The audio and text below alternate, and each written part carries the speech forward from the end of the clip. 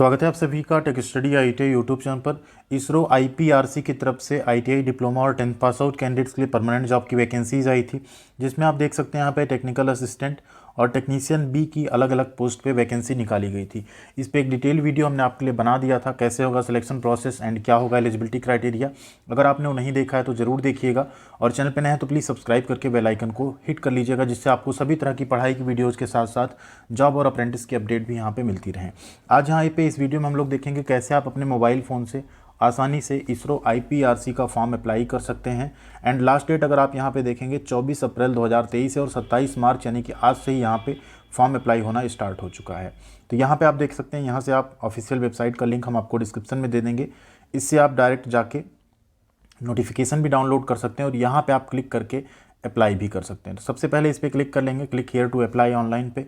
जैसे आप इस पर क्लिक करेंगे आपके सामने इस तरह से नोटिफिकेशन एक बार ओपन हो जाएगा, थोड़ा सा उसके बारे में ओपन हो जाएगा क्या है। एंड इंग्लिश वर्जन और हिंदी वर्जन का आप यहाँ से नोटिफिकेशन डाउनलोड करके जो है पढ़ भी सकते हैं। इसके अलावा आपको यहाँ पे जो मेडिकल एग्जामिनेशन सर्टिफिकेट उसका प्रोफार्मा मिल जाएगा। एंड जो आपका यहाँ पे ऑनलाइन एग्ज़ाम कंडक्ट होंगे उसका सिटीज़ का एक डिटेल यहाँ पे मिल जाएगा, कहाँ कहाँ आपके एग्ज़ाम होंगे उसे भी आप यहाँ पे चेक कर सकते हैं। अब जिस पोस्ट पे आपको अप्लाई करना है आप यहाँ पे चेकआउट कर लीजिए, ठीक है। उसकी यहाँ पे एलिजिबिलिटी क्राइटेरिया भी दी गई है, किसमें आपको किस ब्रांच में डिप्लोमा होना है। एंड नीचे आप आएंगे टेक्नीशियन बी के केस में आप देखेंगे तो आपने 10th पास किया हो, साथ में आपने आईटीआई की हो एंड आपके पास एनसीवीटी या एनटीसी सर्टिफिकेट हो, या आपने आईटीआई ना की हो तो आपने अप्रेंटिस की हो 10वीं के बाद तो भी आप फॉर्म भर सकते हैं, या आपने आईटीआई और अप्रेंटिस दोनों की है तब भी आप फॉर्म यहाँ पे भर सकते हैं। तो जिस भी पोस्ट पे आपको अप्लाई करना है उस पोस्ट पे आप यहाँ पे क्लिक कर लेंगे एंड उस फॉर्म को फिर आपको फिलअप करना होगा। टेक्नीशियन बी फिटर या चलिए इलेक्ट्रॉनिक मैकेनिक किसी एक पे यहाँ पे क्लिक कर लेते हैं। एंड आपके सामने अब इस तरह से एक पेज ओपन हो जाएगा। इसमें आपको सबसे पहले अपना पूरा नाम देना है, ठीक है। सबसे पहले यहाँ क्या लिखना है, आपको अपना जो फुल नेम होगा, कीबोर्ड को यहाँ कर लेते हैं, फुल नेम आपको अपना एंटर करना है। फुल नेम एंटर कर लेने के बाद आप नीचे आ जाएंगे, नीचे आपको अपना ईमेल आईडी एंट्री इंटर करना है उसे।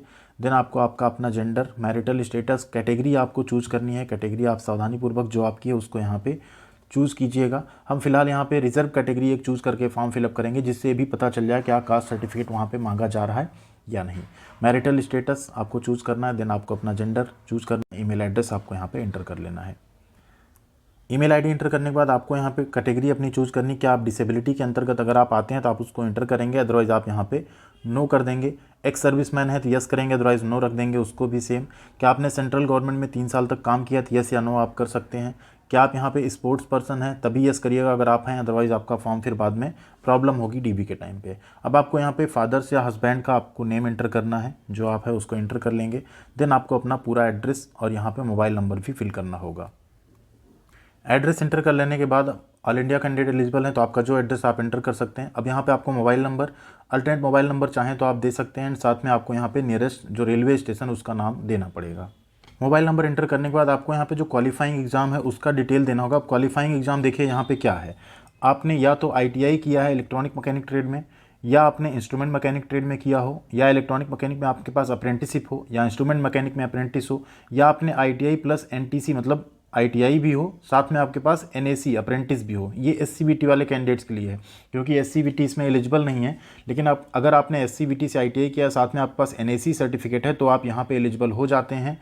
तो उस केस में भी आप यहाँ फॉर्म फिलअप कर सकते हैं। फिलहाल हम यहाँ पे ITI NTC electronic mechanic trade choose करेंगे। तो यहाँ पे क्लिक करने के बाद अब आपको यहाँ चूज़ करना पड़ेगा आप उसे कब पास कर पाए हैं, ठीक है।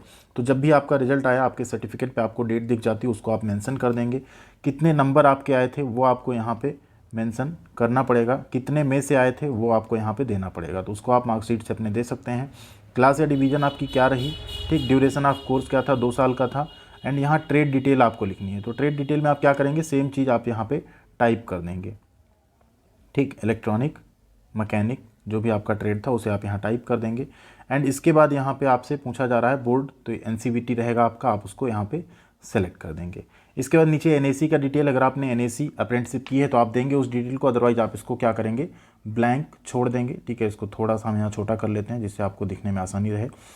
नेक्स्ट आप यहाँ आएंगे, अब आपको यहाँ पे अपनी फ़ोटोग्राफ अपलोड करनी जो कि 50 KB तक की हो सकती है। फ़ोटो कैसे एडिट करना उस पर हमने एक सेपरेट वीडियो बना रखा है, अगर आप चाहें तो उसको देख के आप आसानी से अपने मोबाइल फ़ोन से एडिट कर सकते हैं। सिग्नेचर भी आपको 50 KB तक का JPG फाइल में रखना है।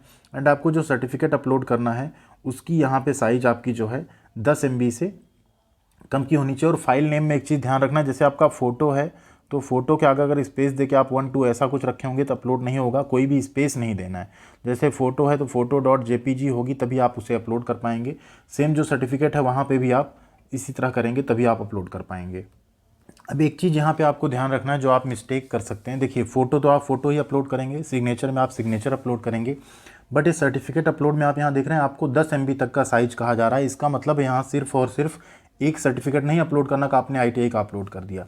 यहाँ पे आपको जो भी सर्टिफिकेट्स उनको एक ऑर्डर में स्कैन कर लेना है और उसे एक कंप्लीट फाइल को आपको यहाँ पे अपलोड करना है। यहाँ देखिए क्लियरली लिखा हुआ है ना, जब PDF फाइल आप अपलोड करेंगे तो कैसे होना चाहिए, ऐसे ऑर्डर में होना चाहिए। सबसे पहले सर्टिफिकेट और मार्कशीट, तो यानी सबसे पहले 10वीं की सर्टिफिकेट मार्कशीट, देन फिर आपका ITI का सर्टिफिकेट मार्कशीट, ठीक है। उसके बाद आपका यहाँ पे आधार, पैन कोई भी एक आप कर सकते हैं, वोटर ID कोई भी एक चीज़ कर सकते हैं। फिर आपका कास्ट सर्टिफिकेट, उसे भी आपको स्कैन करना है। इसके अलावा अगर कोई और सर्टिफिकेट आपका ऊपर जो भी आपने दिया, डिसेबिलिटी सर्टिफिकेट हो सकता है, जॉब का सर्टिफिकेट हो सकता है, NOC हो सकता है, एंड बैंक पासबुक का फ्रंट पेज, ये चीज़ें एक साथ स्कैन करके आपको यहाँ पे अपलोड करनी, ना कि सिर्फ एक फाइल अपलोड करना है सर्टिफिकेट का। तो इस चीज़ का आप लोग ध्यान रखिएगा, अगर ऐसी मिस्टेक आप करेंगे तो आपका फॉर्म रिजेक्ट हो सकता है। तो प्लीज़ इसका ध्यान रखिएगा फॉर्म भरते टाइम। तो यहाँ पे सभी डॉक्यूमेंट्स चूज़ करने के बाद देखिए हमने यहाँ पे जो है कोई भी स्पेशल कैरेक्टर ऐसा नहीं यूज़ किया है। ये कर लेने के बाद आपको नेक्स्ट स्टेप पे क्लिक करना है। जैसे आप नेक्स्ट स्टेप पे आएंगे, स्टेप 2 पे यहाँ आपको सबसे पहले अपनी डेट ऑफ बर्थ एंटर करनी है। आप अपनी डेट ऑफ बर्थ यहाँ पे जो भी हो उसको एंटर कर लेंगे, करेक्ट एंटर कीजिएगा। इन सब चीज़ों में कोई मिस्टेक नहीं करनी है आपकी, अदरवाइज़ आप परेशान हो सकते हैं। जो आपका सही डेट ऑफ बर्थ हो उसको आप एंटर कर लीजिएगा। देन आपको सिलेक्ट एग्ज़ाम सिटी, आपको एक एग्ज़ाम सिटी कोई चूज़ करनी, जो भी आपको नियरेस्ट हो आप उसे अपने अकॉर्डिंग चूज़ कर सकते हैं। अब आपको यहाँ पे 10वीं के नंबर की डिटेल देनी। सब्जेक्ट सबसे पहले आपको क्या क्या सब्जेक्ट्स आपने लिए थे उनका डिटेल आपको यहाँ पे देना है, ठीक है। सब्जेक्ट या ट्रेड आप इसमें लिख सकते हैं, जैसे आपने साइंस साइड अगर पढ़ाई की है तो आप उसको भी लिख सकते हैं, या सब्जेक्ट के नाम भी लिख सकते हैं। यहाँ पे आपका बोर्ड का नाम क्या था वो आपको लिखना है, ठीक है। UP बोर्ड यहाँ पे मेंशन कर देते हैं। देन मंथ एंड ईयर कब आप उसे पास हुए, तो जब भी रिजल्ट आपका आया हो आपके मार्कशीट में रहती हो डेट, उसको आप यहाँ पे मेंशन कर देंगे। परसेंटेज मार्क्स आपके कितने थे हाई स्कूल में उसे आप यहाँ मेंशन करेंगे। क्लास एंड डिवीज़न आपका क्या रहा उसे आप यहाँ पे लिख भी सकते हैं। फर्स्ट डिवीज़न है तो फर्स्ट डिवीज़न इस तरह से आप मेंशन कर सकते हैं। इसके बाद आपको यहाँ पे बैंक डिटेल देनी। बैंक डिटेल इसलिए देनी आपकी, जो आपकी यहाँ पे 500 रुपये फ़ीस लगने वाली है, ये फ़ीस आपको यहाँ से 400 रुपये 350 रुपये ऐसे करके आपको रिफ़ंड कर दी जाएगी अगर आप एग्जामिनेशन में शामिल हो जाएंगे उस केस में। तो इस चीज़ का आपको ध्यान रखना है, फ़ीस आपकी यहाँ पे रिफ़ंड होगी। एंड अकाउंट डिटेल अगर आप सही से नहीं दिए रहेंगे और पीछे जो हमने स्कैन करके कहा वैसे नहीं अपलोड किए रहेंगे तो फिर आपका पैसा जो है वापस नहीं आएगा, फिर आप प्रॉब्लम में फिर से जो है फेस कर सकते हैं प्रॉब्लम। तो बैंक डिटेल यहाँ पे कंप्लीट दे देते हैं। अब यहाँ पे अगर आप कहीं प्रेजेंट में काम कर रहे हैं तो वो एम्प्लॉयमेंट का आपको डिटेल देना है, अदरवाइज़ आप यहाँ पे फिर से जो है नेक्स्ट स्टेप पे क्लिक कर सकते हैं। जैसे आप नेक्स्ट स्टेप पे क्लिक करेंगे अब आपसे यहाँ पूछा जाएगा कि अपना वेरीफाई कर लीजिए आपने इन्फॉर्मेशन जो दी है। एंड अगर आपको लगता है सभी इन्फॉर्मेशन सही है तब तो आगे बढ़िए सबमिट कीजिए, अदरवाइज़ आप प्रीवियस में जाके उन्हें फिर से आप एडिट कर सकते हैं। एक बार पूरी थोरोली आप इन्फॉर्मेशन अपनी चेक कर लीजिए। हमें यहाँ पे सभी इन्फॉर्मेशन सही लग रही है तो हम क्या करेंगे, यहाँ पे अब हम सबमिट पे क्लिक करेंगे। जैसे आप सबमिट पे क्लिक करेंगे यहाँ आएगा thank you your application is submitted successfully. ये आपका डेटा यहाँ पे आ जाएगा, इस डेटा को आप नोट डाउन कर सकते हैं, बाकी आपको SMS या मेल पे भी डेटा आ जाएगा। यहाँ पे आएगा एप्लीकेशन फ़ीस जो कि आपको 500 रुपये पे करनी, जो बाद में आपकी रिफ़ंड भी होगी। ये आपका टेक्नीशियन भी, ड्राफ्टमैन भी, इन सब के लिए। एंड 750 रुपये फ़ीस है आपका टेक्निकल असिस्टेंट के लिए। तो पेमेंट करने के लिए आपको यहाँ पे मेक पेमेंट का एक ऑप्शन मिल जाएगा, ठीक है। यहाँ पे आप क्लिक करके पेमेंट कर सकते हैं एंड यहाँ से आप क्लिक करके अपना एप्लीकेशन फॉर्म भी प्रिंट कर सकते हैं। जैसे आप मेक पेमेंट पे क्लिक करेंगे आपके सामने इस तरह का पेमेंट पेज ओपन हो जाएगा। इसमें आपको सबसे पहले अपना जिसके लिए आपने अप्लाई किया उसे चूज़ करना है। देन आपको आपका अपना रजिस्ट्रेशन नंबर यहाँ पे एंटर करना है, डेट ऑफ बर्थ एंटर करनी है, ये टेक्स्ट एंटर करना है और शो डिटेल पे क्लिक करना है। आपका फॉर्म का डिटेल शो होगा और आपको फिर वहाँ पे पेमेंट करना होगा। तो वहाँ पेमेंट कर लेने के बाद नेट बैंकिंग या डेबिट कार्ड क्रेडिट कार्ड से अगर आप बैक आते हैं, दोबारा लॉगिन वाले पेज पे आते हैं तो यहाँ पे है देखिए जो ऑलरेडी फ़ीस पे कर चुके हैं वो यहाँ से कर सकते हैं अपना सबमिट, जो एप्लीकेशन फॉर्म है उसका प्रिंट आउट ले सकते हैं। एंड जिन कैंडिडेट्स ने मान लीजिए किसी रीज़न से आपने अभी फ़ीस नहीं पे की है, दोबारा आप पे करना चाहें तो आप फिर से यहाँ पे क्लिक करके पेमेंट पे कर सकते हैं। यहाँ पे क्लिक करके अपना स्टेटस चेक कर सकते हैं। लास्ट डेट से पहले पहले आपको बस लॉगिन करके कर देना है। तो इस तरह से आपका फॉर्म जो है प्रिंट आउट हो जाएगा। अब पेमेंट करने के बाद आपका फॉर्म का प्रिंट आउट इस तरह से ले सकते हैं उसका PDF, एंड इसे आप सेव करके भी रख सकते हैं। तो उम्मीद करते हैं वीडियो आपके लिए हेल्पफुल रहा होगा। बहुत ही आसान है, यहाँ पे जब भी आप जाएंगे दोबारा आप प्रिंट करना चाहेंगे यहाँ पे क्लिक करेंगे, जैसे आप क्लिक करेंगे फिर से आप एप्लीकेशन फॉर्म का प्रिंट आउट ले सकते हैं। आपका रजिस्ट्रेशन नंबर ऑटोमेटिकली रहेगा, बस आपको date of birth, post select करनी, ये कोड डालना है, बस प्रिंट पे क्लिक कर देना, आपका एप्लीकेशन फॉर्म प्रिंट हो जाएगा। दोबारा आप पेमेंट करना चाहें वो भी आप यहाँ से कर सकते हैं। ये देखिए जैसे आप दोबारा लॉगिन करते हैं आपको इस तरह से आपका पेज ओपन होगा एंड इसमें फीस पेमेंट का ऑप्शन आपको फिर से मिल जाएगा एप्लीकेशन फ़ी पेमेंट वाली लिंक पे। एंड अगेन यहाँ पे आप क्लिक करके अपनी एप्लीकेशन फ़ीस फिर से पे कर सकते हैं। तो पूरा स्टेप हमने बता दिया है, अब आसानी से आप भर पाएंगे आई होप फॉर्म।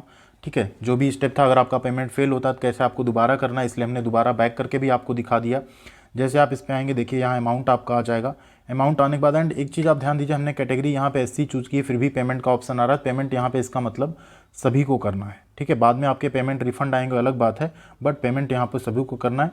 आप यहाँ कार्ड डिटेल एंटर करके नेट बैंकिंग से, UPI से, जिससे चाहें आप पेमेंट कर सकते हैं। Thank you very much. उम्मीद करते हैं वीडियो आपके लिए हेल्पफुल रहा होगा एंड कोई भी और डिफिकल्टी आती है तो प्लीज़ एक बार कमेंट करके जरूर बताइएगा। Thank you.